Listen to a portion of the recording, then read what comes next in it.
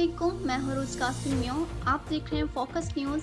आइए नजर डालते हैं ताज़ा तरीन खबरों पर।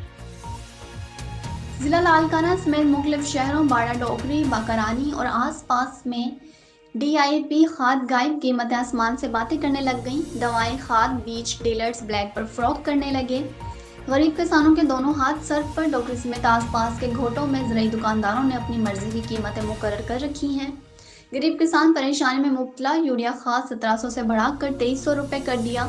DAP खाद 3800 से बढ़ाकर 8100 रुपये में बेचा जा रहा है।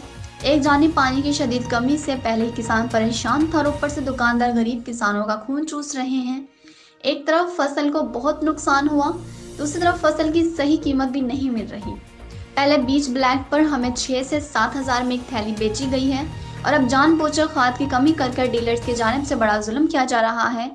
इलाके के किसानों Mohammad मठल Core i, Saeed Ahmad Core i, Ghulam Rasool Core i और दूसरों ने पीर तकी शाहजलानी बाड़ा में मोहम्मद कासिम भोयो को बताया कि अगर ऐसी सूरत हाल बरकरार रही तो महकमा ज़राअत मुकम्मल तबाह हो जाएगा।